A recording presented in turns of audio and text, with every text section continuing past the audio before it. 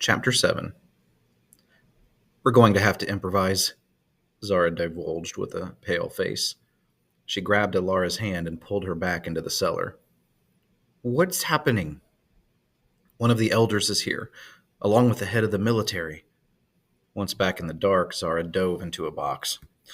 Worried, Alara stated, They must have tracked me down somehow. A ratty woolen blanket flew into Alara's face. Use this, Zara instructed. It'll do for a cloak. You'll probably want to take off those big shoulder shield things. We'll put them and some of these candlesticks in a satchel and sell them for money. This is ridiculous. Yep, but that's where we're at. Zara looked for her school satchel but couldn't find it. Luckily, as she rummaged through a box, she discovered an old sackcloth bag, mostly empty, except for some various dried herbs at the bottom. For sake of time, she didn't bother dumping out the ingredients, but threw two brass candelabras into it and held the bag out to Alara, who unstrapped her pauldrons and dropped them in as well, clanking against the candelabras. Alara then wrapped one end of the blanket around her head and used the rest to hide some of her robe. Zara stuck her head out first to make sure the alley was clear. Then she bolted out of the cellar and ran away from the shop and the main road with Alara close behind. We'll take the side streets to avoid notice. Once we get to the outer warrens, we'll try to sell the metal. As they traveled the back ways of the city, Alara took in the humble plaster and brick homes. As they moved further from the spires, more houses had thatched roofs. The brick and plaster started to give way to wattle and daub, most of the sticks poking out of the walls, which leaned more precariously the deeper they traveled. They weaved from one narrow street to the other, Alara hiding her face when they were forced to get close to fellow Illyrians. Along with the buildings, the people changed as well. Merchants, laborers, and artisans were replaced with beggars, scavengers, and gamblers. The narrowing dirt paths, along with the throngs of the unwashed, made Alara uneasy. The city has changed so much, she admitted sadly. What was it like in your time? In the center of the city were beautiful white spires with large open paved walkways and manicured gardens full of stardust ferns and moon petals. Communal farms bounded each side, producing vegetables and meat for the city, and from there stone villas spread across the island. The outer wall was manned by our fighters at all times, but we rarely needed them. The spires are still there, Zara shared, but they've been reconstructed a bit, and parts of the original wall separate the historic district from the inner warrens. And that's where we were, the inner warrens, where you live. The inner warrens? Sadly, yes. Everyone starts somewhere, Alara sympathized. Before the spires, we were living in shacks not dissimilar to these. We used the resources we had at hand: wood, vines, clay. It's nothing to be ashamed of. Encouraged by Alara's understanding, Zara pressed forward through the labyrinthine streets. They finally arrived at a market square where merchants peddled wares of all kinds and cutthroats stood at every corner, their time turning into money by either protecting the sellers or robbing them. Zara led them to a vendor whose stall was adorned with tools and metal pieces. The vendor, a burly man with calloused hands, looked up as they approached. Zara tried to look as though she weren't nervous. Luckily, it was late morning and violence rarely happened when the sun was up. Still, she hung on to her satchel tightly. Good morning. We have some quality items here we're looking to sell. The mountain of a man looked amused. Aren't you a little young to be selling things around here? Sensing pushback, Alara stepped forward, using the blanket to hide the lower half of her face. Would you like to do business or not? The man considered Alara for a moment before responding. Let us see what fate has brought me today. Zara pulled out the candelabras and placed them gingerly on the counter, pushing some of the vendor's medallions aside to make room. He eyed them with a disappointed half-frown. 5 silver. That won't even get us a ride to Troyum. Shrugging, the man maintained, That's the offer.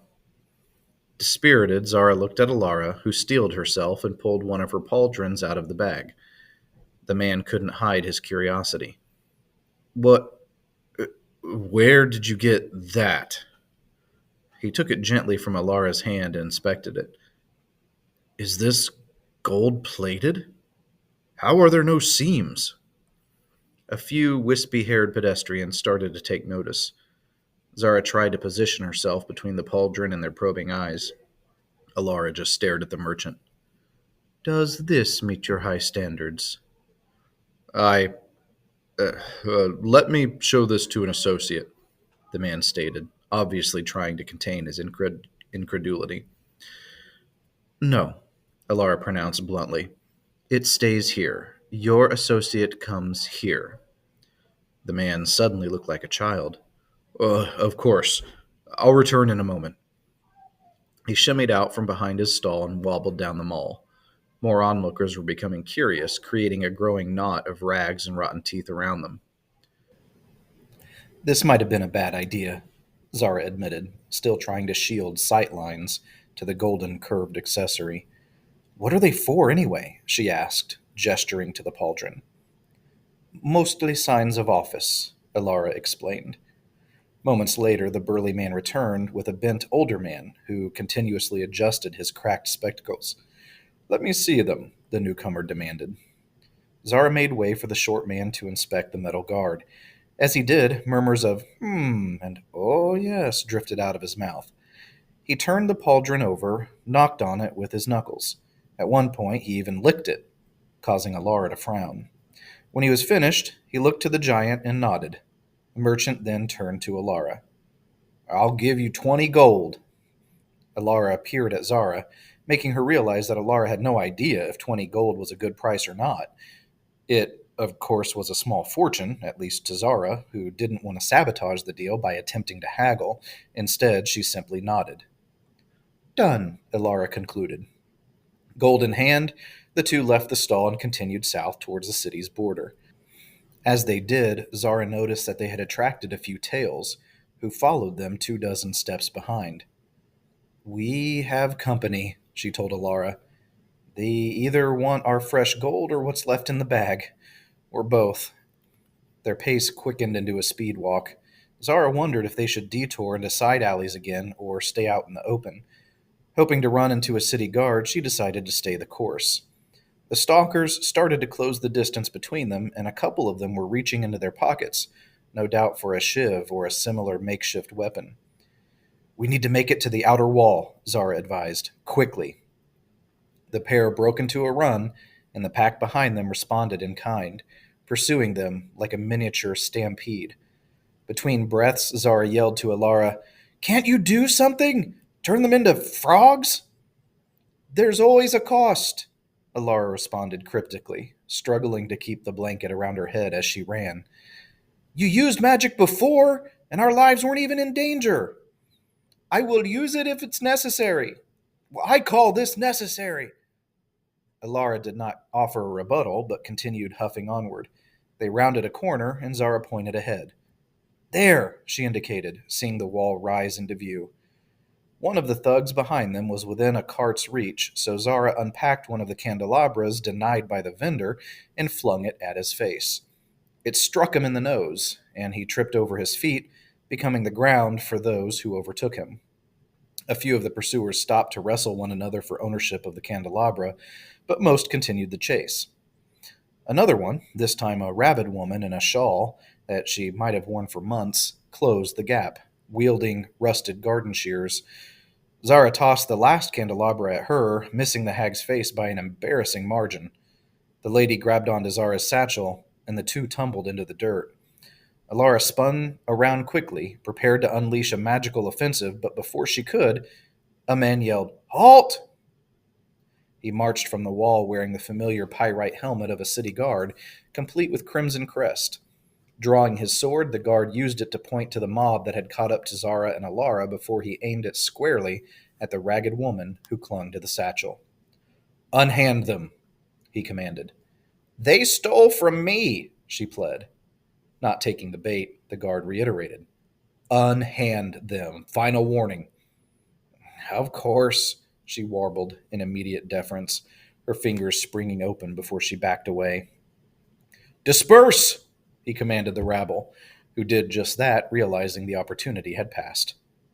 Zara looked up at him from the dirt. Thank you, she said, accepting his offer to help her up. The guard looked at both of them, but clearly meant his words for Alara. You don't look like you belong in the outer warrens. Where are you headed? Out, Zara answered for her new friend. We're traveling to see family. Alara nodded as convincingly as she could. Well, next time, take the west road. He gestured for them to accompany him as he escorted them to the gate that left the city and opened into the wider world of Viridian.